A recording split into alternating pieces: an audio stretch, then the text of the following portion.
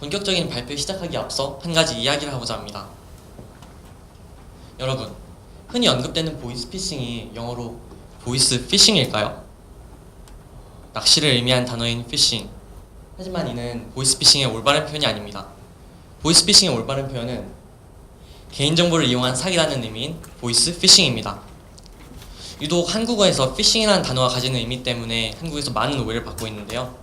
이러한 이유는 아마 피싱이라는 단어가 속된 말로 낚였다는 허탈감과 분노를 가장 잘 표현하기 때문이 아닐까 추측해 봅니다. 이처럼 보이스피싱은 속임수 하나로 소중한 재산을 잃게 만드는 악질적인 범죄이며 허탈감과 분노를 야기하는 심각한 범죄임에 의심의 여지가 없습니다. 저는 이러한 보이스피싱 및 금융사기에 대처하기 위한 방안으로서 OTP 카드 필수화와 보이스피싱 방지 어플 두 가지를 제안하고자 합니다. 일단 먼저 OTP 카드 필수화를 설명하겠습니다. 금융사기 해결은 본질적으로 개인정보의 유출을 최소화하는 데 있는데요. 이 부분에 있어서 OTP 카드의 필수화가 도움이 되지 않을까 합니다. 일반적인 보안카드는 실수로 잃어버렸거나 아니면 사진 등으로 저장된 파일이 유출되었을 시 악의적인 용도로 사용되었을 때 막대한 피해가 불가피합니다. 이에 반해 OTP 카드는 계좌를 이체할 때마다 이름에서 알 수 있다시피 원타임 패스워드로 계좌를 이체할 때마다 새로운 비밀번호를 생성함으로써 그 보안성이 일반 보안카드보다 훌륭합니다. 하지만 문제는 이러한 OTP 카드의 우수한 보안성에 비해서 그 사용 인구는 상대적으로 적다는 것인데요. 실제로 현재 은행의 이벤트성 공급으로 그친 경우도 많고 상대적으로 낮은 사회적 인지도를 갖고 있기 때문에 여러 문제점이 많습니다.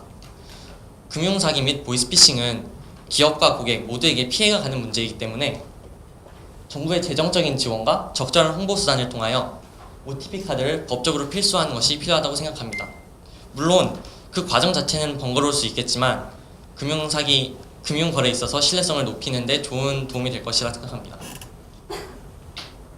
두 번째로 보이스피싱 방지 어플에 대해 소개하겠습니다. 최근 스마트폰 사용자 수가 증가함에 따라 이를 노리는 보이스피싱도 증가하고 있는데요. 이에 대응하기 위해서 스팸 방지 어플 등이 생겼지만 사실상 실질적인 효과는 미미해 보였기에 새로운 형식의 보이스피싱 방지 어플을 구상해 보았습니다. 이 어플의 구체적인 기능은 다음과 같습니다. 통화 중 수신자가 보이스피싱을 의심되는 상황이라면 화면상의 버튼을 클릭함으로써 이후 통화 내용이 녹음됨과 동시에 금융감독원의 보이스피싱 지킴이, 인터넷진흥원, 경찰청 등의 전문기관으로 연결되는 것입니다. 통화 중 다른 기관의 도움을 받지 말라 위협하는 보이스피싱 때문에 피해자들은 통화를 끊을 수가 없는 상황에 노출되는 경우도 많다는 점에서 이런 통화 중 사용 기능을 구상해 보았으며 일반적인 피해자들은 이러한 전문기관의 번호에 대해 평소 숙지하기 있기 힘들다는 점을 고려하였습니다. 또한 일반적인 피해자들은 이러한 적절한 대처 방법을 알고 있다 하더라도 이러한 막상 보이스피싱을 맞닥뜨리면 누구든지 당황하기 마련인 것이 인간 심리입니다. 그러한 상황에서 이러한 어플을 통해 연결된 전문기관의 직접적인 개입으로 피해자가 적절한 대처를 할 수 있도록 유도할 수도 있고 아니면 직접 상황을 중재하는 역할을 함으로써 검거율을 높이고 피해를 최소화할 수 있을 것이라 기대합니다. 더불어 어플의 추가적인 기능으로서 신종 보이스피싱이나 금융사기가 발견되는 즉시 어플에 주기적인 업데이트를 통하여 어플의 사용자들에게 예방적 차원의 교육을 실시할 수 있을 것이라 예상합니다. 금융사기는 날이 갈수록 정교해지고 진화하고 있는데요. 이에 대응하기 위해서는 어플리케이션의 주기적인 업데이트가 큰 도움이 될 것이라 생각합니다. 이러한 어플리케이션의 주기적인 업데이트를 통한 적절한 대처 정보는 페이스북, 트위터 등의 SNS 매체를 통하여 더 큰 홍보 효과를 기대할 수 있을 것이라 예상합니다. 금융사기는 날이 갈수록 정교해지지만 보이스피싱 방지 어플도 매일 업데이트되어 막대한 양의 피해를 막을 수 있을 것이라 예상합니다. 지피지기면 백전백승이나 하였습니다. 보이스피싱의 본질에 대한 이해와 현 체계의 문제점에 대한 깊은 이해와 보완이 보이스피싱으로부터 시민들의 안전한 재산을 안전하게 보호할 수 있을 것이라 기대합니다. 이상 하나고등학교 2학년 지대현이었습니다. 감사합니다. 안녕하세요. 팀장님, 이제 그만 만나요에 대해 발표할 이시우입니다. 여러분에게 문자 한 통이 왔습니다. 휴대폰을 보니 이렇게 써있군요. 땡땡은의 김미영 팀장입니다. 고객님께서는 최저일로 최고 3천만 원까지 30분 이내 통장 입금 가능합니다. 언제나 같은 문구에 같은 팀장님께서 큰 돈을 빌려주신다는 이 문자 굉장히 익숙하죠. 2012년 김미영 팀장님께서는 7억 7천만 원의 돈을 버시고도 2014년 우리 머릿속에서 사라졌을 때쯤에 다시 나타나 주셨습니다. 최근에는 동해 번쩍 서해 번쩍 김미영 팀장님께서 대출 말고도 돌잔치 초대장까지 보내기도 하십니다. 우리는 언제까지 김미영 팀장님과 연락을 주고받아야 하는 것일까요? 우선 김미영 팀장님처럼 문자 메시지를 통해 금융사기를 시도한 것을 스미싱이라고 합니다. 문자 메시지를 뜻하는 SMS와 남을 속인다는 피싱이 합쳐져 생긴 단어이죠. 여러 매체들을 통해서 스미싱에 대한 이용자들의 주의를 권고하는 방송이 이어지고 있지만 문자 메시지를 이용해 위변조된 URL을 통해 발생하는 스미싱 피해가 2013년에만 76,356건, 피해액은 48억 원에 이르렀습니다. 이를 방지하기 위해서는 우선 문자 메시지에 담겨있는 확인되지 않은 인터넷 주소를 클릭하지 말고 지인에게 확인하는 것이 필요합니다. 또 안드로이드 폰의 사용자분들께서는 환경 설정에서 보안 설정을 한 단계 강화함으로써 악성 앱이 설치되지 않도록 해야 합니다. 이것만으로도 부족하신 분들께서는 스마트폰용 백신 앱을 설치하여 보안 단계를 한 단계 올리고 이동통신사 고객센터에 전화하거나 이통사 인터넷 홈페이지를 이용하여 소액 결제를 원천적으로 차단할 수도 있습니다. 하지만 문제는 스미싱을 막는다고 해서 해결되지 않는다는 것입니다. 최근에는 스미싱, 보이스피싱, 파밍을 따로 구분해 사용자들에게 접근하는 것이 아니라 이들을 결합한 신종 범죄가 나타나고 있기 때문입니다. 쉽게 말해 김미영 팀장님 하나 상대하기도 벅찬 우리에게 당황하셨느냐고 친절히 물어봐 주시는 분들까지 한 번에 막아내야 한다는 것이죠. 만약 이를 막아내지 못한다면 연락처, 개인 금융정보, 주민등록증, 공인인증서, 보안카드 사본이 유출되어 더 큰 금융범죄로 이어질 수 있습니다. 아직은 점점 고도화되어가는 금융사기를 차단할 근본적인 해결책은 없다고 합니다. 허나 근본적인 것까지 뿌리 뽑지 못한다고 하더라도 우리가 먼저 관심을 갖고 이를 예방하려는 자세만큼은 꼭 지켜야 합니다. 하지만 사람들은 이렇게 생각합니다. 난 아니겠지. 이런 아니란 태도로는 절대로 스미싱과 보이스피싱을 해결할 수 없습니다. 금융사기에 대응하는 앱이 있고 경찰에 신고할 수 있는 제도가 마련되어 있다고 하더라도 우리의 인식을 바꾸지 않는다면 이러한 김미영 팀장님은 평생 대한민국의 동반자로 살아갈 것입니다. 이제는 여러분의 인식의 전환이 필요한 때입니다. 팀장님, 이제 그만 만납시다. 감사합니다. 이제 중국은 멈출 줄 모르는 발전에서 자그마한 문제가 생겼습니다. 지금 현재 그림자 금융은 이름처럼 아무도 모르게 중국 GDP의 60% 규모로 커졌습니다. 그리고 아무도 모르게 언제 일어날지 모르게 지금 중국 경제에 엄청난 위협이 되고 있습니다. 멀리서 보지 마십시오. 가까이서 보십시오. 우리는 막아야 합니다. 그림자 경제. Before the Shadow Strikes, 하나고등학교 2학년 배석입니다. 먼저 그림자 금융에 대해 설명해 드리도록 하겠습니다. 그림자 금융은 그 은행처럼 대출 기능을 해주면서도 엄격한 건전성 규제를 받지 않는 금융 상품을 총칭하는 말입니다. 즉 지금 현재는 그 카드 회사, 보험사 등 비은행 금융 기관들이 주로 이러한 여신 상품을 만들고 있습니다. 그럼 다시 중국의 문제로 잠시 돌아가 볼까요? 중국은 사실 정부 부채가 GDP에 대비해서 봤을 때 세계 평균보다 낮아 사실 안정적이라고 볼 수 있습니다. 하지만 시진핑 정부의 신도시화 그리고 3%의 낮은 금리 그리고 높은 은행 대출의 벽 때문에 중국에서 지금 그림자 금융에 대한 수요는 점점 늘어나고 있습니다. 이에 따라 작년 중국 사회 융자의 45% 5.8조 위엔이 지금 그림자 금융으로 사용되었습니다. 즉 엄청나게 큰 영향을 미치고 있다는 것이죠. 하지만 문제점은 기업이 동시다발적으로 망했을 때의 경우인데요. 투자들과 직접적으로 연관되어 있는 기업들이 망할 경우, 기업들이 망하면 투자들이 망하고, 투자자들은 그의 돈을 그에 연관되어 있는 금융회사가 동시에 망하게 됩니다. 그럼 금융회사에 돈을 맡겨진 경제 주체가 망하게 되고, 결국 이어서 중국 경제 자체가 마비가 되는 것이죠. 그럼 과연 대한민국은 그림자금융에서 안전한 것일까요?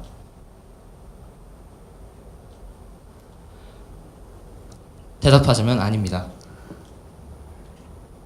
한국의 그림자금융 규모는 1561조 원으로 한 해 GDP보다 큰 수치입니다. 또한 이 GDP 대비 그림자금융 비중은 108.4%로 세계 7위에 위치해 있는데요. 이를 보면 지금 대한민국은 그림자금융가 더 많이 확산되기 전에 막아야 한다는 것을 보여줍니다. 하지만 그림자금융이라는 것 자체가 그 경제 유동성을 확보시킬 수 있는 금융이기도 하기 때문에 우리는 규제 수단을 잘 정해야 합니다. 그래서 제안합니다. MMF 규제가 필요합니다. MMF란 펀드 자산을 단기 자산에 집중 투자를 함을 통해서 우리가 돈을 넣고 빼는 거를 쉽게 할 수 있는 펀드 상품인데요. 아까 말씀드렸듯이 쉽게 들어갈 수 있고 쉽게 나올 수 있다는 그 문제점 혹은 도움 것 때문에 갑자기 순식간에 돈이 빠져나갈 경우 상당히 큰 문제를 일으키게 됩니다. 그래서 투자자들의 자금 상환 요구에 맞춰서 1인 유동성 편입 비율의 경우 1일 이내 만기 자산을 7%로 7일 이내 만기 자산을 25%로 바꾸는 것을 제안합니다. 지금 현행 체제의 10%와 30%는 MMF라는 것 자체가 지금 단기 자금의 콜을 중심으로 펼쳐지고 있기 때문에 지금 현재 있는 단기 자금 시장 개편안에 반대되지도 않으면서 7%와 25%면 안정적으로 금융시장을 이끌어갈 수 있을 것입니다.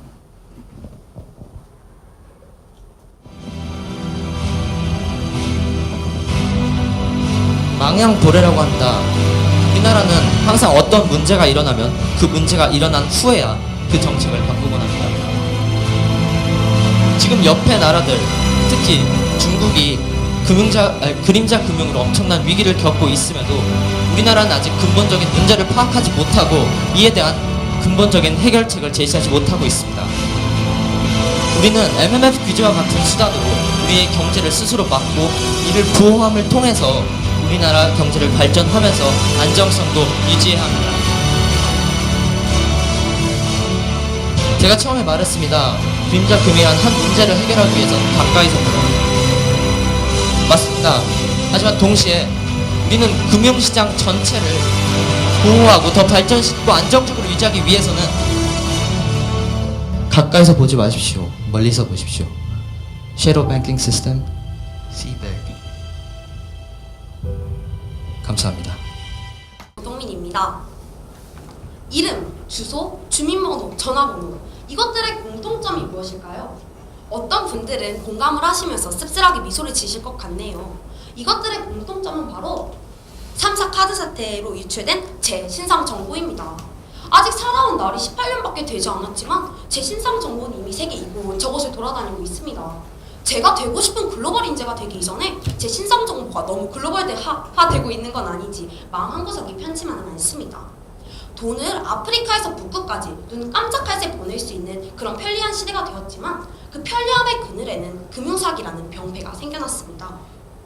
현금으로 물건을 주고받던 시절에는 돌팔이 약장수에게 물건을 속아산 것이 사기였다면 오늘날의 사기는 물건을 주고받는 것에 있어서의 사기를 넘어 학교에 잘 있는 아이를 납치했다며 보이스피싱을 하는 사기까지 오늘날의 사기는 정말 온갖 창의력들을 동원한 옆에서 누가 알려줘도 말해줘도 속기 쉬운 그런 사기입니다. 5년 정도 전쯤 저희 아버지께 한 통의 전화가 왔습니다. 건강보험관리공단이라며 의료비를 환급해준다며 돈을 입금하라는 내용의 보이스피싱이었습니다. 저희 어머니께서 은행권에서 일하셨었기 때문에 나름 금융사기에 빠삭하셨던 아버지께서도 아무런 생각 없이 돈을 입금하고 난 뒤 아차 하셨다고 합니다.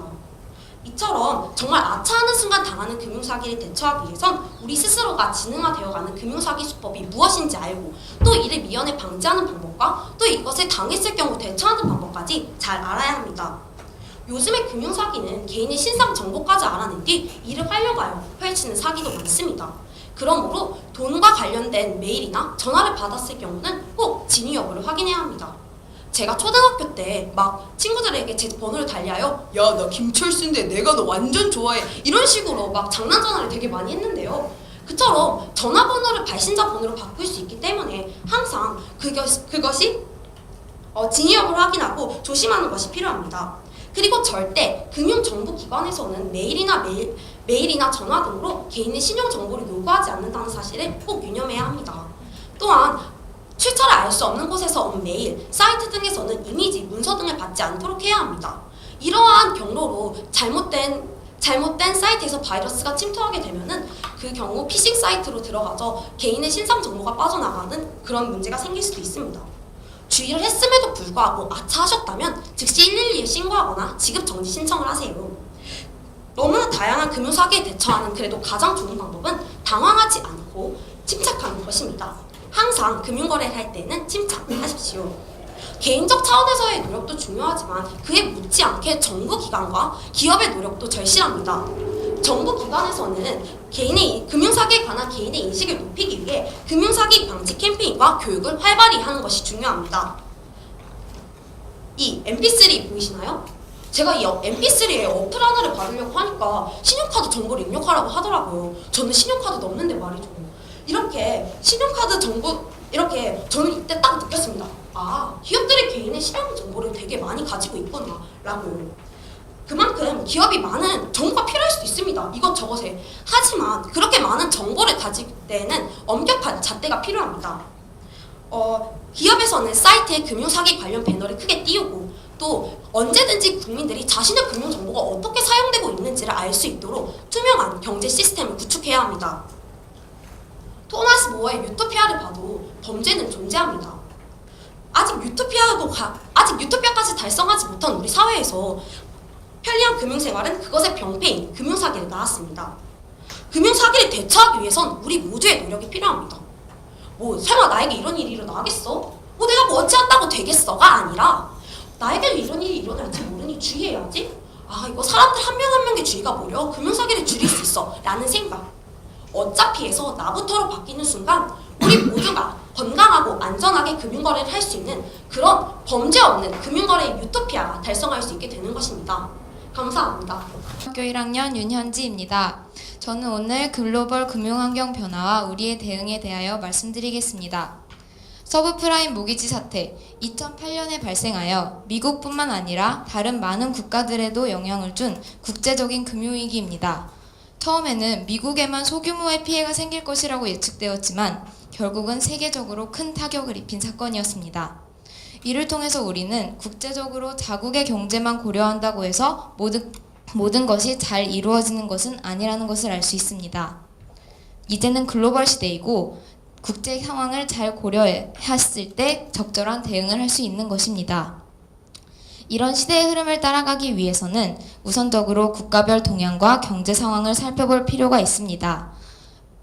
세계 여러 나라의 금융위기 이후 대처 자세와 현재의 정세에 대하여 말씀드리겠습니다. 먼저 미국은 금융위기 이후 엄청난 규모의 양적 완화를 시행해 왔습니다.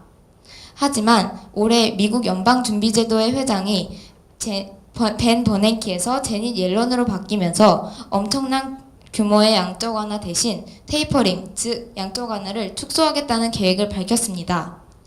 이는 많은 나라들에게 영향을 줄 것으로 보이는데 우리나라에도 크게 작용할 대외 요인 변화 중 하나입니다. 테이퍼링이 시행되면 세계적으로 달러 공급이 줄어들어 미국의 금리가 상승할 것입니다. 이는 우리나라의 금리를 상승시켜 가계부채의 원리금 상환 부담을 더 증가시키고 소비 여력을 축소시켜 실물 경제를 더욱 위축시킬 수 있습니다. 또한 이 테이퍼링으로 나빠진 일본 경기와 신흥국 경기는 이들 국가를 대상으로 하는 우리나라의 수출을 감소시켜 무역 의존도가 큰 우리나라에게 큰 타격을 줄 수도 있을 것입니다. 우리나라는 이 테이퍼링으로 인해 바뀌는 경제 상황 변화에 주목하면서 이 성장세를 타고 있는 미국에 대한 수출을 늘려 대응해야 할 것으로 보입니다. 일본은 이른바 아베노믹스라고 불리는 양적 완화 정책에 반대되는 상황이 일어날 것으로 보입니다. 왜냐하면 테이퍼링이 시행되면서 엔화가 강세로 돌아서고 있기 때문입니다. 이 아베노믹스를 시행한 직후에는 금리가 떨어지고 엔저 현상과 함께 수출이 늘어나면서 일본 경기가 회복될 수 있을 것으로 보였지만 현재는 불안정한 경기를 보이고 있습니다. 대한민국 또한 외국 자본에 대한 의존도와 무역 의존도 등이 높은 편이라서 대외적인 요인에 큰 타격을 입을 수 있는 가능성이 높습니다. 그럼에도 불구하고 지속적인 경상수지 흑자와 무역 풍부한 외환보유고 덕분에 일본처럼 외국인 투자 자금이 일시에 빠져나가면서 화폐 가치가 급락할 가능성은 높지 않을 것으로 보여집니다. 하지만 안정적으로 투자자들을 유치하고 자본을 마련하기 위해서는 우리나라의 기업을 좀 더 신뢰감 있게 운영하고 국가 이미지를 바람직하게 조성해서 외국인 투자자에게 좋은 인상을 심어주어야 할 것입니다. 현재 중국은 세계 경제의 핵심으로 급부상하고 있습니다. 풍부한 노동력과 값싼 임금으로 눈에 띄게 큰 폭의 성장세를 유지해왔고 위안화의 국제화를 추진할 정도로 큰 비중을 차지하고 있는 나라입니다. 하지만 성장세가 예상했던 것보다 아래를 밑돌고 주요 내수지표와 수출의 증가세가 둔화되면서 경기 위축에 대한 우려가 점차 확대되고 있습니다. 이에 따라 중소기업 세금 감면 연장과 철도 건설 프로젝트 가속화, 저소득층 주거 환경 개선 등을 새 부양책으로 내놓고 경기 부양을 위해 노력하고 있는 것으로 보입니다. 중국 경제의 둔화 여파는 우리나라에도 큰 영향을 미칠 것으로 예상되기 때문에 우리나라의 안정적인 국내 경제 관리가 필요할 것으로 보입니다. 전체적인 맥락에서 보았을 때 세계 경제는 조금씩 호전되고 있습니다. 경제 성장률도 계속 증가하는 추세입니다. 하지만 앞서 살펴보았던 바와 같이 국제적인 흐름이나 정세를 파악하지 않고 장기적인 안목으로 방어적으로 자국의 정책만 신경 쓴다면 국제 관계가 중요한 시점에서 의도한 바와 다르게 위기 상황이 올 가능성이 크다고 생각합니다. 물론 자국의 이익이 가장 우선시 되어야 하는 것은 맞지만 장기적인 안목으로 국제 경제에 미칠 영향을 고려해보지 않고 정책을 시행한다면 결국은 피해가 다시 돌아올 것입니다. 감사합니다. 안녕하십니까. 하나고도 1학년에 재학 중인 조기풍입니다. 저는 오늘 금융 환경 변화에 대응하기 위한 개인의 자세에 대해 이야기해보자 합니다. 초등학교 때 저희 아버지께서 처음으로 주식 투자를 시작하셨습니다. 친구분의 권유를 하게 되셨는데 결국 큰 손해를 보게 되셨습니다. 어렸을 때 저는 아버지께서 단순히 운이 안 좋았다고 생각할 수밖에 없었습니다. 하지만 지금은 아닙니다. 아버지께서 왜 실패할 수밖에 없었는지 잘 알고 있습니다. 자신의 소신 없이 다른 사람의 권유만으로 전문적인 지식 없이 사람들 등에 떠밀려서 한 투자는 실패할 수밖에 없습니다. 그런데 이 모습이 저희 아버지만의 모습은 아니라고 생각합니다. 투자자들은 쉽게 돈을 넣었다 빼었다 합니다. 그리고 그 돈이 어디에 쓰였는지 제대로 알지 못합니다. 왜냐하면 투자금이 또 다른 투자를 위해 사용되다 보니 돈의 최종 종착지를 파악하기 힘들기 때문입니다. 이러한 특징들이 세계 금융위기의 주된 원인이 됩니다. 몇 년 전 미국 서부에서 서브프라임 모기지라는 금융위기가 닥쳤습니다. 신용등급이 낮았던 서브프라임이란 계층에게 돈을 대거 빌려주기 시작해 일어나는 이 사건으로 인해 은행 하나가 파산하기 시작했고 곧 다른 은행들도 줄줄이 문을 닫기 시작했습니다. 이 사태는 많은 실업을 낳았고 경제적으로 큰 타격을 주었습니다. 미국은 위기를 극복하고자 양적 완화 정책을 실시했고 늘어난 자금을 바탕으로 투자자들은 공격적으로 투자를 하게 되었습니다. 다시 어느 정도 경기가 회복되었다고 판단한 미국 연방준비위원회는 양적 완화 축소인 테이퍼링을 발표했습니다. 투자자들은 자본을 회수할 것이고 신흥국에서는 자본이 유출될 것이라고 예상됩니다. 그래서 우리나라에도 적지 않은 피해를 끼칠 것으로 예상됩니다. 우리는 이러한 금융환경시장 변화에 잘 적응하여 올바른 투자를 해나가야 합니다. 금융위기와 같은 다양한 장애물이 존재하는 금융시장에서 정부와 기관은 매우 중요한 역할을 합니다. 그러나 금융시장을 변화시키는 건 정부와 기관만이 아닙니다. 모든 투자의 근본이자 가장 중요한 역할은 개인입니다. 그래서 개인 투자자들은 세 가지 자세를 유념해 주셨으면 합니다. 우선 경제시장의 흐름을 파악하고 이해해야 합니다. 경제시장도 하나의 시장으로서 경제의 흐름에 따라 움직이게 됩니다. 탄탄한 경제관념은 투자처를 알아보고 투자를 행하는 데 있어서 없어서는 안 되는 필수적인 요소입니다. 둘째로 상품 자체의 가치에 대해 투자를 해야 합니다. 과거의 서브프라임 모기지 사건도 파생 상품에 대한 지나친 확대와 그에 대한 투기로 인해 발생하였습니다.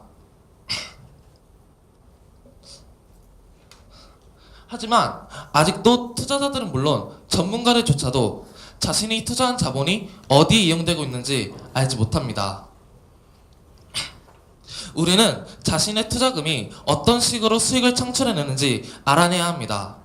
그리고 그것을 바탕으로 상품의 진정한 가치에 대해 투자를 해야 합니다. 전문가에게 위탁 투자를 하는 경우에도 전문가의 구성 혹은 전문가의 전문성에 대한 검토가 반드시 필요합니다.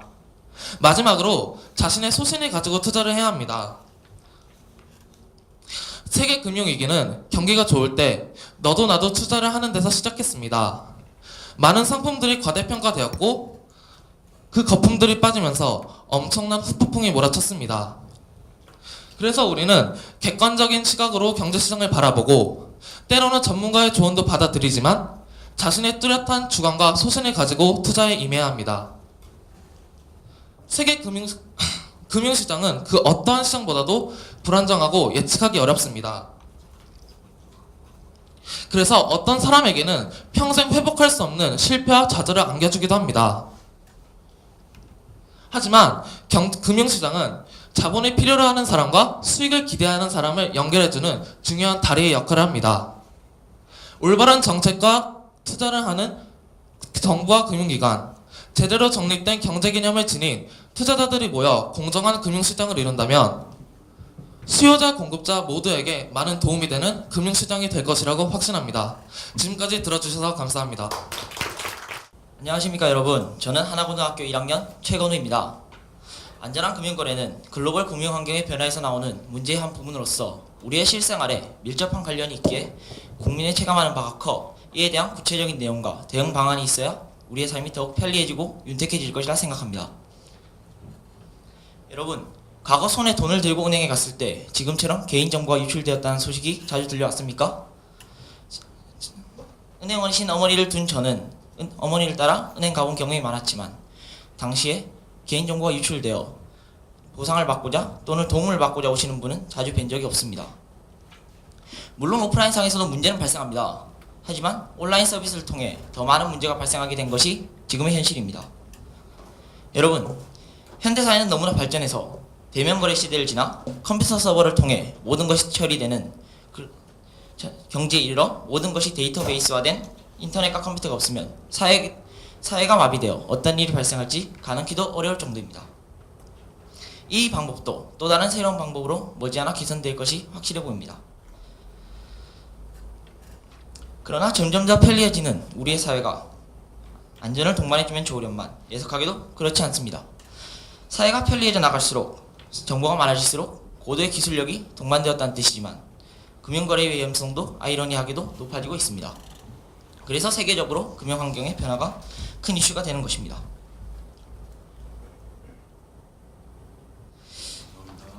만약 안전한 금융거래가 이루어지지 않으면 어떻게 될까요? 첫째, 온라인상으로 개인의 사적인 정보가 유출된다는 것입니다. 또한 둘째, 그 피해로 인해서 2차적으로 발생하는 금융사기와 보이스피싱. 네?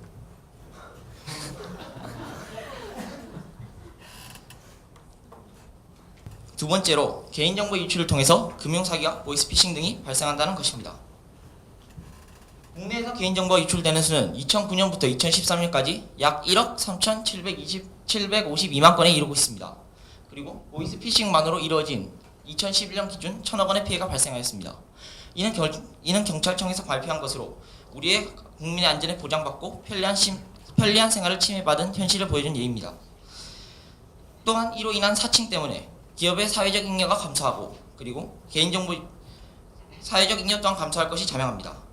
그리고 또 다른 과거의 개인정보 유출로 인해 피해를 보신 분들 그리고 또 다른 피해자분들이 생기지 않게 하기 위해서라도 우리는 과거의 경험을 바탕으로 다가올 미래에 대비해야 합니다. 우리의 안전한 금융거래를 위협하는 사건들의 기본적인 원인은 개인정보 관리의 소홀함과 사람들의 인식상의 문제로 인한 것입니다. 하지만 이를 반대로 바라보면 이를 해결했을 때 우리는 더 편리한 생활을 할 수 있게 나아갈 수 있는 것입니다. 구체적인 예와 함께 알아보도록 하겠습니다.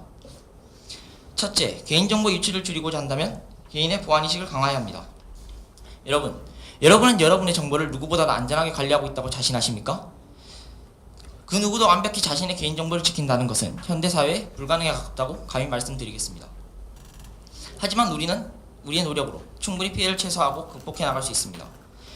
이러한 문제를 해결하기 위해 우리는 스마트폰과 컴퓨터의 백신 파일을 업데이트하고 그리고 메신저와 웹상의 비밀번호를 변경하며 그리고 합리적 사고와 판단으로 개인정보 입력과 성분 지불을 자제하며 피해가 발생했을 때 최대한 빨리 경찰에 신고하거나 금융 주거래 회사의 콜센터에 신속히 연락하는 자세가 필요한 것입니다. 이 사진이 무엇인지 아십니까? 2014년 4월 16일 발생한 그 세월호 사건입니다. 이 사건에서 그 소중한 인력들이 이런 보이스피싱 문자로 인해서 낭비되었습니다. 그 소중한 인력들을 여기 투입하는 게 더 낫지 않았을까요? 개인의 사적 이익을 추구하기 위해서 사적 이익을 추구하기 위해서 보이스피싱 문자를 보낸 이러한 사람들의 의식이 개선돼야 할 것이라고 저는 생각합니다. 정부는 현재 IC카드를 발급하고 마그네틱 카드를 2014년 2월 3일부터 현금 인출을 불가능하게 만들었습니다. 이러한 제도와 공인인증서 발급 절차를 강화하여 더 우리의 편리하고 안전한 금융거래를 가능하게 만든 것입니다. 정부에게 계속 이러한 빠르고 단호한 대응이 필요한 것을 저희는 느끼고 있습니다. 우리는 안전한 금융거래를 할 권리와 우리의 재산을 지켜나갈 의무를 가지고 있습니다.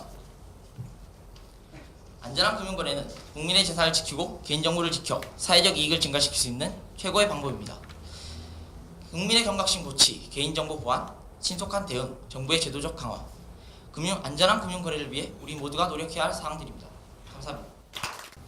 인터넷에서의 몇 번의 클릭과 몇 번의 정보 입력만으로 금융거래가 가능한 지금 우리는 이전보다 많이 편리해졌습니다. 굳이 은행에 가지 않아도 돈을 직접 꺼내지 않아도 상대방에게 돈을 보낼 수 있고 돈을 낼 수 있게 되었기 때문입니다. 동시에 정보만 가지면 누구나 그 사람의 돈을 마음껏 쓸 수 있게 된다는 단점이 생겼습니다. 이러한 부작용은 전 세계 어디에나 해당되는 점입니다.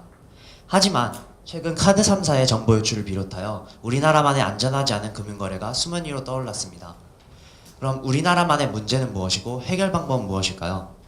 주요한 금융사기에는 전화를 통해 상대방을 속이는 보이스피싱과 IT 기기를 해킹하여 피해를 입히는 유형이 있습니다. 속지 않을 것 같은 사람들도 남의 말에 쉽게 현혹되어 보이스피싱의 피해자가 됩니다. 보이스피싱을 하는 범죄자들은 피해자들에게 직접 전화를 겁니다. 은행 직원, 우체국 직원, 경찰들 수많은 사람들을 사칭합니다. 그러면서 교묘한 말솜씨로 피해자들을 유혹합니다. 은행 계좌가 유출되었으니 재발급을 받아야 한다고 하며 피해자의 계좌번호, 비밀번호와 같은 중요한 개인정보를 캐냅니다. 그리고 이 정보로 범죄자들은 피해자들의 돈을 빼갑니다. 그리고 국세청 직원이나 국민건강보험공단 지원을 사칭한 사람들은 보험료, 세금이 과다 징수됐다며 피해자들을 ATM 기기로 유인합니다. 그리고 이들은 ATM 기기를 조작하여 피해자들에게 수백만 원의 피해를 입힙니다. 그럼 왜 이런 범죄자들은 피해자들의 전화번호와 간단한 개인정보를 알고 전화하는 걸까요? 그 이유는 사람들이 개인정보를 소홀하게 관리한다는 점입니다. 택배 상자에서 이러한 수많은 개인정보가 들어있는 송장 종이를 뜯어버리지 않은 채 무심코 버립니다. 그리고 이 정보가 누군가에 수집되어 흘러 보이스피싱을 하는 범죄자들에게 간다면 보이스피싱을 하는 범죄자들은 이 정보를 통해 상대방을 속일 방법을 구상한 뒤 보이스피싱을 행하게 됩니다.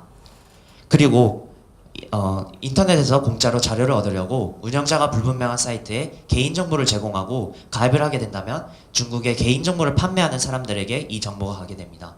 이 사람들은 개인정보를 보이스피싱을 하는 범죄자들에게 팔게 됩니다. 그래서 보이스피싱을 당하지 않으려면 이 범죄자들이 자신의 전화번호를 갖고 있지 않게 만드는 것이 우선일 것입니다. 그리고 다음으로 말씀드릴 것은 IT 기기를 이용한 범죄입니다.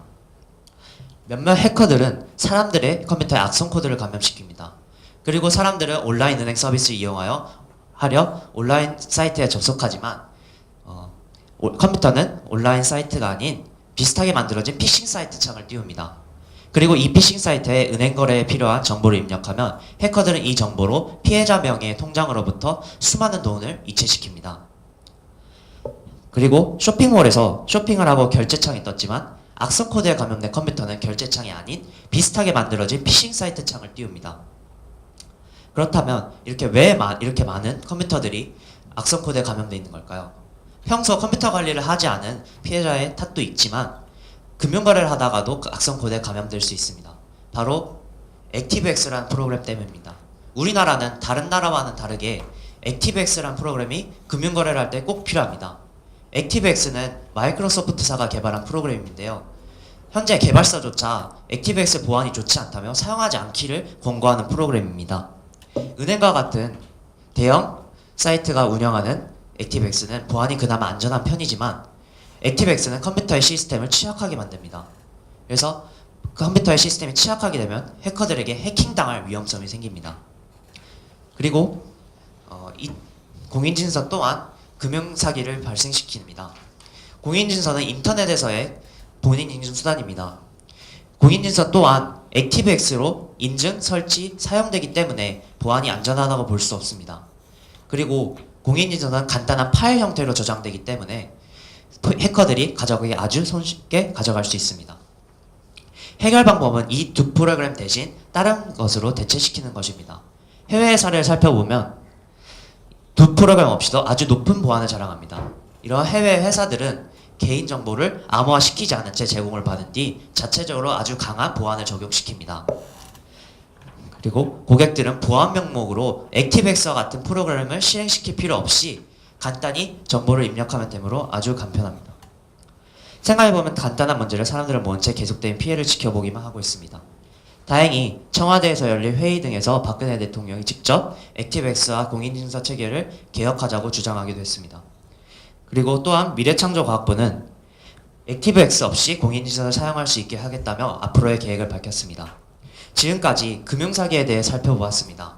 금융사기에는 다양한 이유가 존재하지만 가장 근본적이고 가장 효과적인 대책은 본인이 개인정보를 소중하게 여기는 의식과 주의를 기울이는 것일 것입니다. 감사합니다.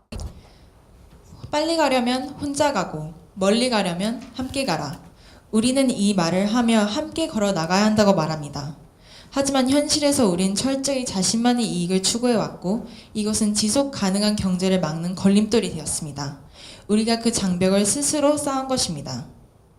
세계 금융 환경의 변화를 세 가지로 정의하면 그것은 금융기관 경영의 자율화, 개방화, 그리고 정보통신 기술의 발달입니다. 그중 첫 번째 금융기관 경영의 자율화는 금융회사에 대한 규제를 완화함으로써 금융기관 간의 경쟁을 촉진하고 금융산업의 효율성을 증대하는 것을 말합니다. 그리고 두 번째 개방화 또는 세계화는 국내 시장이 외국인에게 개방됨으로써 시장들이 서로 연대되고 해외 시장에 대한 거래가 더 자유로워진다는 것을 의미하고, 세 번째 정보통신 기술의 발달은 ATM이나 ACH와 같이 투자나 거래를 더 자유롭게 하기 위해 기술이 발전했음을 뜻합니다.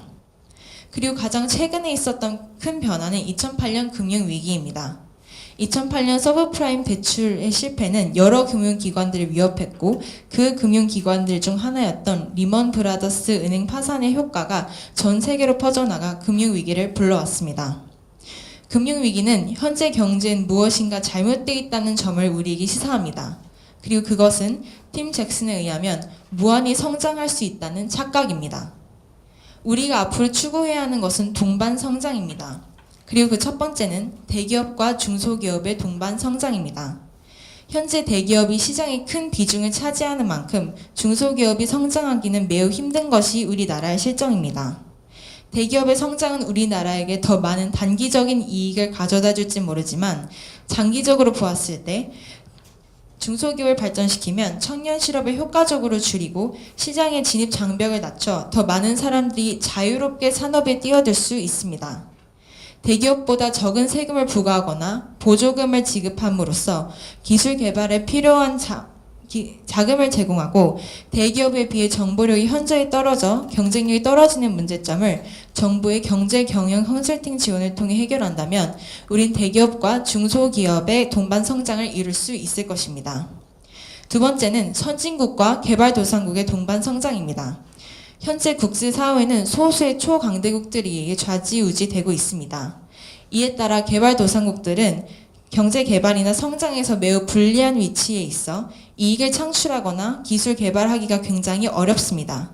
그래서 빈곤 국가는 더 심한 가난에 흔들리고 부유한 국가는 더 많은 성장을 하는 국제적 불균형이 나타나는 것입니다.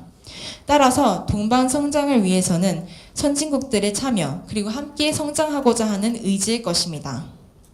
세 번째 동반 성장은 현재 세대와 미래 세대의 동반 성장입니다. 지금처럼 유한한 자원에 의존하는 경제로 살아간다면 언젠가는 모든 경제 활동이 멈출 것입니다. 현재 세계 석유 사용량, 이산화탄소 배출량은 인간이 이 지구에서 살아갈 수 있는 시간이 점점 줄어들고 있다는 것을 알리고 있습니다.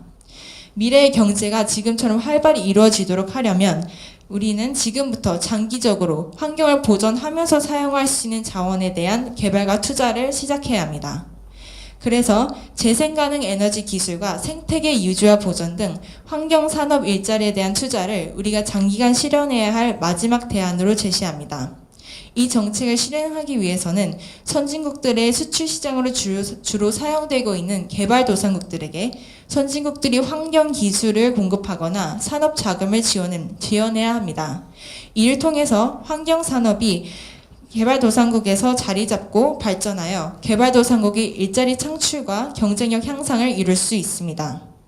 개발도상국들이 성장할 수 있는 기회, 그리고 공급된 자원들을 잘 활용할 수 있도록 도움을 주고 또 그만큼 좋은 성과를 얻는다면 우리는 국제적인 경제 불균형, 세계 빈곤, 그리고 환경 문제의 세 마리 토끼를 모두 잡을 수 있을 것이고 우리가 스스로 만든 경기 침체와 금융 위기의 악순환에서 벗어날 수 있을 것입니다. 우리는 함께 가야 합니다. 대기업과 중소기업, 선진국과 개발도상국, 현재 세대와 미래 세대가 함께 갈 수 있는 경제를 만들어야 지속 가능한, 즉 멀리 갈 수 있는 경제를 만들 수 있을 것입니다. 감사합니다. 여러분의 금융거래 안전하고 편리하게 하고 계십니까? 과학기술의 발달은 금융거래를 빠르고 정확하게 해주었습니다.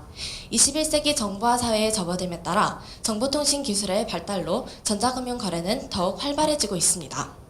작년 기준으로 인터넷 뱅킹 2일 평균 이용 건수는 5,429건이었고 은행권의 전자금융거래 규모는 전체의 80%, 전체 금액의 30%에 달합니다. 하지만 발전한 것은 금융환경뿐만이 아닙니다. 발전한 해킹 기술은 우리의 안전한 금융거래를 더욱 위협하고 있습니다. 경찰청에 의하면 2006년 6월부터 2013년 12월까지 피싱 사기 피해 건수는 44,816건, 피해 금액은 4,758억 원에 달한다고 합니다. 이러한 범죄의 위협으로부터 우리의 소중한 금융정보와 안전한 금융거래를 지키기 위해서는 무엇을 할 수 있을까요? 우선 최근 발생하고 있는 신종금융범죄에 대해 주의 깊게 알아두어야 합니다. 그중 가장 이슈가 되고 있는 것들이 바로 피싱과 스미싱입니다. 피싱이란 금융기관에 가장하는 등 타인을 속여 금융정보를 빼낸 후 돈을 범행 계좌로 빼돌리는 수법의 범죄입니다.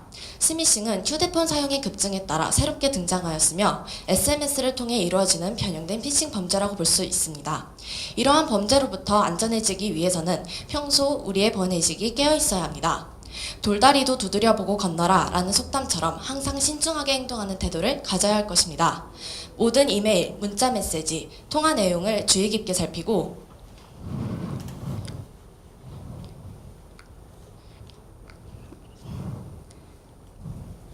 그리고 걸려있는 링크가 피싱이나 불법 사이트는 아닌지 확인해야 합니다. 금융기관의 경우 문자나 이메일, 전화 내용으로 개인정보나 보안 승급을 요구하는 경우는 없다고 합니다. 따라서 이 점 또한 유의하여야 할 것입니다. 더불어 평소 백신 프로그램으로 컴퓨터를 악성 코드나 해킹 툴로부터 안전하게 유지해야 합니다. 한창 피싱 사기 문제로 떠들썩했던 작년, 저는 친구 번호로 보내진 스미싱 문자를 받은 적이 있었습니다.